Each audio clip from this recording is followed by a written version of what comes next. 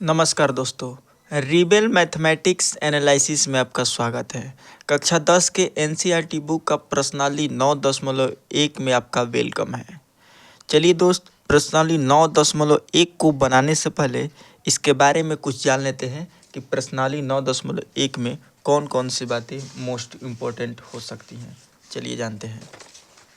सबसे पहले ये हम जान लेते हैं कि प्रश्नावली 9.1 में उन्नयन कोण क्या होता है। उन्नयन कोण, बाबू, उन्नयन कोण को इंग्लिश में एंगल ऑफ एलिवेशन कहा जाता है। Angle of elevation, angle of elevation क्या होता है? एक मीनार है, ठीक है, ध्यान दीजिएगा। एक मीनार है धरती पर ही मीनार होती है। यहाँ से एक बिंदु है या कोई बच्चा है या कोई ऑब्जेक्ट है। नीचे से अगर कोई वस्तु ऊपर देखती है, नीचे से अगर वस्तु कोई ऊपर देखती है तब उन्नयन कोण लिखा जाता है। उन्नयन कोण, ठीक है, उन्नयन कोण, ठीक है। ये वाली रेखा क्या कहलाती है? उन्नयन कोण, ठीक है, उन्नयन कोण, ठीक है। अगर वस्तु ऊपर हो, ठीक है, अगर कोई वस्तु हो ऊपर से अगर नीचे की ओर देखती है, ठीक है, ऊपर से अगर नीचे की ओर देखती है तब होता है अवनमन कोण। अवनमन कोण, इसे को बोलते हैं एंगल ऑफ डिप्रेशन। अवनमन कोण को बोलते हैं एंगल ऑफ डिप्रेशन और उन्नयन कोण को बोलते हैं एंगल ऑफ एलिवेशन। आपको हाइट एंड डिस्टेंस वाले क्वेश्चन में आपको ज़्यादातर समकोण त्रिभुज का ही प्रयोग होगा, ठीक है, ज़्यादातर समकोण त्रिभुज का ही प्रयोग होगा और इससे आधारित एक मान दिया रहेगा, ठीक है, लंब दे दिया हो या आधार दे दिया हो। एक मान दिया रहता है और एक मान पूछता है, एक मान दिया रहेगा और एक मान पूछता है, ठीक है। तो आते हैं अपने चैप्टर प्रश्नावली 9.1 में। चलिए दोस्त, देख लीजिए, आपको समझ में आ गया कि अवनमन कोण, उन्नयन कोण कौन सा होता है। कह रहा है कि सर्कस का एक कलाकार एक 20 मीटर लंबी डोरी पर चढ़ रहा है जो अच्छी तरह से तनी हुई है, ठीक है, और भूमि पर सीधे लगे खंभे के शिखर से बंधा हुआ है। यदि भूमि स्तर के साथ डोरी द्वारा बनाया गया कोण 30 डिग्री है, 30 डिग्री का हो तो खंभे की ऊंचाई ज्ञात करनी है, ठीक है दोस्त। चलिए देखते हैं, हमको क्या करना है, खंभे की क्या करना है, ऊंचाई। ये खंभा है, ठीक है, इसकी हमको क्या करना है, ऊंचाई ज्ञात करना है, ठीक है, ऊंचाई ज्ञात करना है। ये दे दिया है 20 मीटर, ठीक है, जो क्या है, डोरी की लंबाई क्या दिया है। यहाँ पर हम लिखेंगे कि माना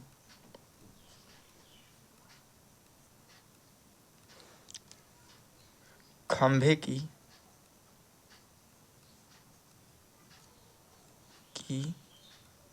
ऊंचाई h मीटर है, ठीक है।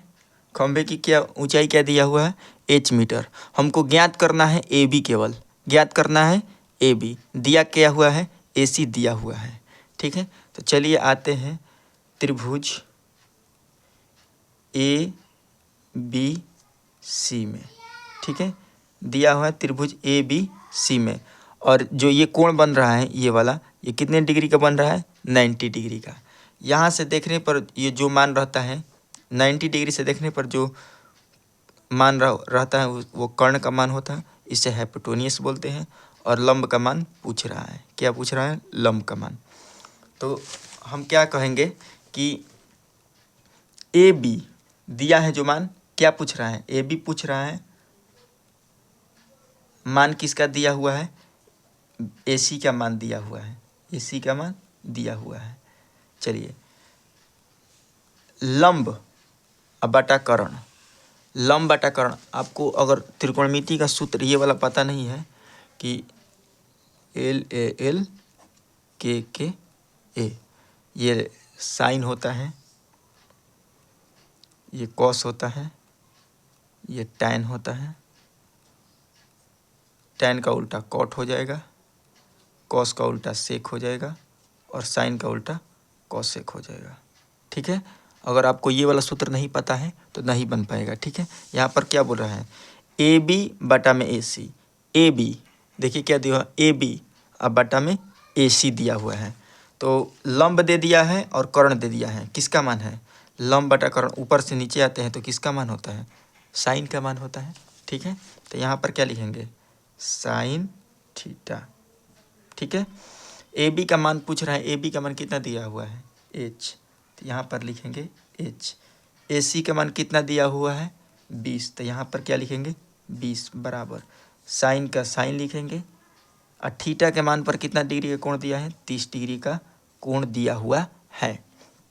चलिए अब बनाते हैं, इम्प्लाइड एट का चिन्ह देते हुए लिखेंगे एच बटा में 20, सेम टू सेम इसको लिख देंगे। साइन 30 डिग्री का मान होता है 1/2। अब यहाँ पर क्या करेंगे, हम तिर्यक गुणा करेंगे। क्या करेंगे, तिर्यक गुणा। ठीक है, तिर्यक गुणा करेंगे। 2 में h से गुणा करने पर 2h बराबर 20 में 1 से गुणा करने पर क्या हो जाएगा 20। h बराबर 20 बटा में 2 कटेगा 10 दूनी 20। h बराबर कितना मीटर हो गया 10 मीटर, यानी खंभे की ऊंचाई कितनी है 10 मीटर। यही आपका आंसर आ गया। तो समझ में आ रहा है दोस्त, अगर समझ में आ रहा है तो वीडियो को लाइक करिए, चैनल को सब्सक्राइब करें और अपने फ्रेंड सर्कल में भी इसको भेजते रहिए अगर वीडियो समझ में आ रही है तो। ठीक है, ज़्यादा से ज़्यादा शेयर कीजिए और सपोर्ट करिए रिबेल मैथमेटिक्स एनालिसिस को। आते हैं क्वेश्चन नंबर 2 पर। क्वेश्चन नंबर 2 क्या बोल रहा है, देखिए बहुत शानदार क्वेश्चन है। क्वेश्चन नंबर 2 बहुत ही शानदार क्वेश्चन है, चलिए इसको देखते हैं। क्वेश्चन नंबर 2 बोल रहा है कि आंधी आने से एक पेड़ टूट जाता है, ठीक है, और टूटा हुआ भाग इस तरह मुड़ जाता है कि पेड़ का शिखर जमीन को छूने लगता है, यानी कि टच करने लगता है। इसके साथ 30 डिग्री का कोण बनाता है और जमीन और जो टूटा हुआ भाग है, जो पेड़ का जो टूटा हुआ भाग है कितना डिग्री का कोण बनाने लगता है 30 डिग्री का। ठीक है, 30 डिग्री का कोण बनाता है। पेड़ के पाद बिंदु से दूरी जहाँ पेड़ का शिखर जमीन को छूता है 8 मीटर है। पेड़ की ऊंचाई ज्ञात कीजिए। देखिए क्वेश्चन नंबर 1 में इसका आकृति का चित्र दे दिया था, लेकिन इसमें चित्र नहीं दिया है। ठीक है, अगर चित्र नहीं भी दिया रहे तब पर भी हम इसका आंसर बना सकते हैं, चित्र बना सकते हैं। चलिए देखते हैं। सबसे पहले एक पूरा पेड़ बनाते हैं। पेड़, ये क्या बन गया पेड़। इसकी लंबाई हम ये इसकी लंबाई है। क्या होता है कि यहाँ से आंधी आया और यहाँ से ब्रेक हो गया और टूट गया, यहाँ से क्या हो गया टूट गया। ठीक है दोस्त, समझ में आ रहा है। टूटने के साथ ये ज़मीन को क्या, ये टूटेगा, एक पेड़ टूटेगा तो ज़मीन पर ही ना गिरेगा। गिरने के साथ यह एक कोण बनाते हैं। ज़मीन और पेड़ का टूटा हुआ भाग कितना डिग्री का कोण बनाता है 30 डिग्री का क्या बनाता है, एंगल बनाता है, कोण बनाता है। पेड़ के पाद बिंदु से दूरी, जहाँ पेड़ का पाद बिंदु है, ये इसका शीर्ष बिंदु है। पेड़ का शिखर जमीन को छूता है, लिखा है पेड़ का पाद बिंदु ये है। दूरी जहाँ पेड़ का शिखर, ये पेड़ का जो टूटा हुआ भाग है, यही ना टूटा हुआ भाग है, यहाँ पर गिरा हुआ है। जो टूटा हुआ भाग है जमीन को छूता है, कितना मीटर है, जमीन को छूता है 8 मीटर। यहाँ से इसकी दूरी पेड़ के पाद बिंदु से पेड़ के शिखर की दूरी कितनी है 8 मीटर है। ठीक है, चलिए 8 मीटर है तो पेड़ की ऊंचाई ज्ञात करनी है। ठीक है, पेड़ की हमको क्या करना है, टूट कर गिर गया तो ऊंचाई कितना बचा, ये वाला हमको पूरा पेड़ की ऊंचाई ज्ञात करना है। हम इसको लिख लेते हैं ए, इसको लिख लेते हैं बी, इसको लिख लेते हैं सी और इस बिंदु को नाम दे देते हैं डी। ठीक है, अब चलिए सबसे पहले इस चित्र को आप तो बना लिए। इसको बनाने से पहले आपको ये बात ध्यान में रखनी होगी कि जो एडी है जो AD है किसके बराबर है, DC AC के बराबर है, AC के बराबर है। क्योंकि जो टूटा हुआ जो भाग है यही तो नीचे टूट कर गिरा है। ये जो टूटा हुआ भाग है यही ना ब्रेक होकर टूट कर नीचे गिरा हुआ है। जो टूटा हुआ भाग है इसको हम क्या लिखेंगे, AD बराबर है किसके, AC के। ठीक है, आगे बढ़ते हैं, एक एक स्टेप को आप ध्यान से समझते चलिएगा। ठीक है दोस्त, अब लिखेंगे पेड़ की ऊंचाई। पेड़ की ऊंचाई लिखेंगे, पेड़ की ऊंचाई। अब पेड़ की ऊंचाई कितनी मीटर बच गई है, h बराबर, यहाँ पर लिख देंगे h बराबर, पेड़ की ऊंचाई AB है प्लस ये टूटा हुआ भाग है, ये भी तो ऊंचाई ना है जो पेड़ का टूटा हुआ भाग है, तो फिर क्या लिखेंगे AC। ठीक है, आपको एक एक बात को मेरी ध्यान में रखना पड़ेगा दोस्त। ठीक है, इसको मान लेते हैं समीकरण नंबर 1। आपको बात समझ में आ रही ना, तो चलिए अब ज्ञात करते हैं। अब हमको केवल ज्ञात करना है AB और AC ज्ञात करना है, ऊपर वाले से कोई मतलब नहीं है। तो एक चित्र और बना लेते हैं यहाँ पर।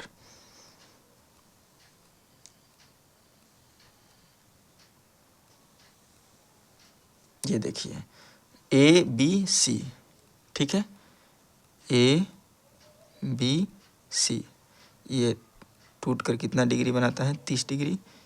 और इसकी पेड़ से पाद बिंदु से इसके शिखर की दूरी 8 मीटर है। पेड़ की ऊंचाई ये है। ठीक है, समझते हैं। पहले चलते हैं, यहाँ पर लिखेंगे त्रिभुज, इसके लिए त्रिभुज ABC में। ठीक है दोस्त, ABC में AB अब बाटा में BC लिखेंगे। AB जो दिया रहा, जो पूछ रहा है, क्या पूछ रहा है, AB ऊंचाई पूछ रहा है ना, तो ये भी ऊंचाई है और ये भी क्या है, ऊंचाई है। तो ये दोनों मान को हमको निकालना पड़ेगा। पहले एक बार त्रिभुज ABC में लेते हैं, AB बटा में BC, लंब बटा में कर्ण किसका मान होता है, देख लीजिए, लंब बटा में कर्ण किसका मान है, tan का। तो यहाँ पर क्या लिखेंगे, tan theta, tan theta. AB का मान कितना दिया हुआ है, तो h दिया हुआ है। ठीक है, BC का मान कितना दिया हुआ है, 8 मीटर, यहाँ पर 8 लेंगे। tan का tan, थीटा के स्थान पर कितना दिया हुआ है, 30 डिग्री। ठीक है, कितना दिया हुआ है, 30 डिग्री, तो यहाँ पर लिख देंगे 30 डिग्री।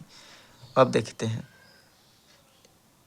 h बटा 8, ठीक है, h बटा 8 बराबर tan 30 डिग्री का मान होता है 1/√3। ठीक है, यहाँ पर क्या करते हैं, तिर्यक गुणा कर लेते हैं। ठीक है, यहाँ पर ही लिख देते हैं, h में √3 से गुणा करने पर क्या हो जाएगा, h√3। 8 में 1 से गुणा करने पर क्या हो जाएगा, 8।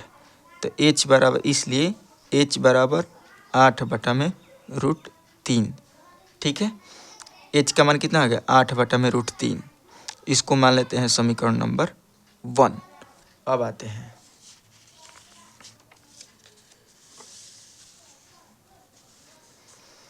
समीकरण नंबर 1 पर आते हैं। समीकरण नंबर 1 हो गया।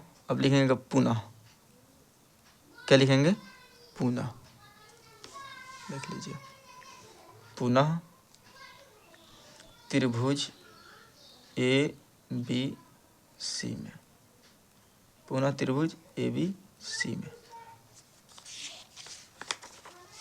ये जो दिया हुआ है लिखेंगे फिर से। अब हमको AB तो हमको पता चल गया, h का मान कितना दिया, 8 बटा √3। अब हमको क्या करना है, AC को पता करना है। तो लिखेंगे पुनः त्रिभुज ABC में, AB अब बटा में क्या, अब हमको क्या प्राप्त करना है, AC प्राप्त करना है। तो AB बटा में AC लिखेंगे, AB बटा में AC। ये बताइए ये किसका मान दिया हुआ है, AB ये लंब का और ये AC लंब और कर्ण का मान दिया हुआ। लंब कर्ण किस में होता है, देख लीजिए, लंब कर्ण किस में होता है, साइन में। तो यहाँ किसका प्रयोग करेंगे, किस सूत्र का प्रयोग करेंगे, साइन का। क्या लिखेंगे, साइन। ठीक था। ठीक है, अब चलिए ए बी का मान कितना दिया हुआ था एच, ए सी का मान कुछ नहीं है तो ए सी का हम क्या लिखेंगे ए सी। साइन यहाँ पर कितना डिग्री का कोण बना रहा था 30 डिग्री का। ठीक है, तो यहाँ पर ए बी थीटा का मान क्या लिखेंगे 30 डिग्री। ठीक है, एच बटा में ए सी, इसका मान कितना हो जाएगा 30 का मान, साइन 30 का मान कितना हो जाएगा 1/2। 2 में एच से गुणा करने पर कितना हो जाएगा ए सी में 1 से गुणा करेंगे तो ए सी इक्वल टू कितना हो जाएगा 2h। इसको मान लेते हैं समीकरण नंबर 3। ठीक है, अब देखते हैं एच का मान हमको यहाँ पर पता चल गया था। समीकरण नंबर, यहाँ पर समीकरण नंबर 1 था ना, तो इसको 2 मान लेते हैं और इसको क्या मान लेते हैं 3। ये 3 है। ठीक है, 3 तो है ये है। एच का मान कितना दिया हुआ 8/√3, तो यहाँ पर क्या लिखेंगे एच का मान ए सी बराबर, ठीक है, ए सी बराबर 2 इंटू एच का मान 8/√3 है। ठीक है, ये तो कटेगा नहीं, तो ए सी बराबर हम क्या लिखेंगे यहाँ पर ए सी बराबर 8 दूनी 16/√3। अब √3 से ऊपर नीचे क्या करेंगे गुणा कर देंगे। ठीक है, √3 से और √3 से क्या करेंगे ऊपर √3 है तो ऊपर नीचे हर का परिमेयकरण करेंगे, तो 16√3 अब बटा में क्या हो जाएगा 3। अब आते हैं पेड़ की ऊंचाई, पेड़ की एसी, पेड़ की ऊंचाई। ठीक है, आप यहाँ पर भी छोड़ सकते थे 8 दूनी 16/√3, ये भी लिख सकते हैं। ठीक है, पेड़ की ऊंचाई h बराबर कितना दिया होता है, कितना दिया हुआ था देख लीजिए, h बराबर A B plus A C, A B plus क्या हो जाएगा ए सी। ठीक है, ए बी का मान देखिए क्या आया था, ए बी का देखिए, ये देखिए दोस्त, h बराबर जो ए बी का मान था, ए बी एच का मान था कितना आया है h बराबर 8/√3, तो यहाँ पर लिखें h का मान, ए बी का मान क्या लिखेंगे 8/√3। ठीक है, प्लस ए सी का मान कितना आया है, इसको भी लिख सकते हैं यहीं पर। ठीक है, उधर भटकने की जरूरत नहीं है। ए सी का मान डायरेक्ट लिखेंगे 16/√3, तो यहाँ पर 16/√3 लिख देंगे। ठीक है, अब हर का बटा पकड़ जोड़ कर देते हैं, ये 8 + 16 कितना हो जाएगा 24√3 हो जाएगा। ठीक है, अब चलते हैं, अगर नीचे रूट हो तो हर का परिमेयकरण √3 से ऊपर नीचे क्या कर देते हैं गुणा, तो यहाँ पर क्या आ जाएगा 24√3, 3 में 3 से गुणा करेंगे तो क्या आ जाएगा 3 है, 38 का 24, 8√3 मीटर, यानी कि पेड़ की ऊंचाई कितनी थी 8√3 मीटर। यही हो जाएगा आंसर आपके लिए। ठीक है, अब चलते हैं क्वेश्चन नंबर 3 पर। क्वेश्चन नंबर 3 क्या कर रहा है देख लीजिए, अगर समझ में आ रहा है ना दोस्त, तो मैं बार बार कर रहा हूँ कि लाइक करिए। अब चलते हैं क्वेश्चन नंबर 3 पर। देखिए, एक ठेकेदार बच्चों को खेलने के लिए एक पार्क में 2 फिसल पट्टी लगाना चाहता है। 5 वर्ष के कम उम्र के बच्चों के लिए वह एक ऐसी फिसलन पट्टी लगाना चाहता है जिसका शिखर 1.5 मीटर ऊंचाई पर हो और भूमि के साथ 30 डिग्री का कोण पर झुका हुआ हो, जबकि इसके अधिक उम्र के बच्चों के लिए, 5 वर्ष से अधिक उम्र के बच्चों के लिए वह 3 मीटर ऊंचाई पर एक अधिक ढाल पर फिसलन पट्टी लगाना चाहता है जो भूमि के साथ 60 डिग्री का कोण बनाता है। यहाँ पर 2 स्थिति बन रही है दोस्त। ठीक है, यहाँ पर क्या बन रही है 2 स्थिति बन रही है। एक तो 5 वर्ष से, यहाँ पर लिखेंगे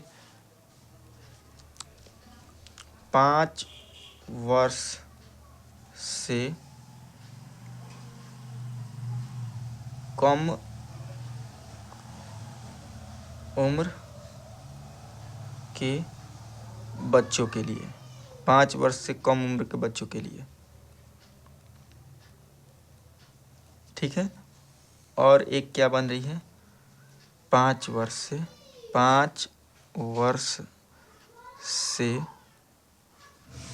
अधिक उम्र के बच्चों के लिए क्या लगाना है, फिसलन पट्टी, ठीक है। फिसलन पट्टी यहाँ पर लिख देते हैं, फिसलन पट्टी। चलिए दोस्तों अब देखते हैं, ठीक है।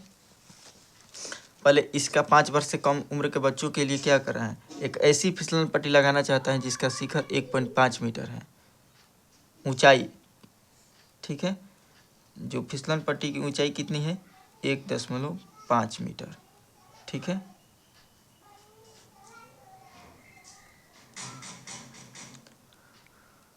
और जमीन के साथ कितना डिग्री का कोण बनाता है ये, 5 वर्ष से कम उम्र के बच्चों के लिए 30 डिग्री का कोण बनाता है, ठीक है।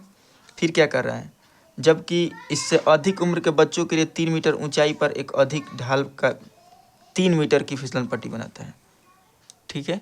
यहाँ पर क्या बनाता है, 3 मीटर की फिसलन पट्टी लगाता है। यहाँ पर एक फिसलन पट्टी लगाता है जो जमीन के साथ कितना मीटर है, 3 मीटर है। ये दोनों की क्या कर रहे हैं, प्रत्येक फिसलन पट्टी की लंबाई हमको क्या करना है, ज्ञात करना है। इसको मान लेते हैं h, इस फिसलन पट्टी को मान लेते हैं h, ठीक है। इसको h1 मान लें, इसको h2 मान लेते हैं, ठीक है। यही आपको चित्र में देखना था। चलिए आपको देखते हैं क्वेश्चन कहाँ गया है, यहाँ से 1 मिनट दोस्तों। चलिए इसका नाम रख देते हैं A, इसका B, इसका C, इसको P Q R। ये 90 डिग्री का एंगल बनाएगा, ये भी 90 डिग्री का एंगल बनाएगा, ठीक है। अब देखिए क्या हमसे पूछ रहा है, AC की लंबाई पूछ रहा है और PR की लंबाई पूछ रहा है। तो देखिए कैसे बनाते हैं,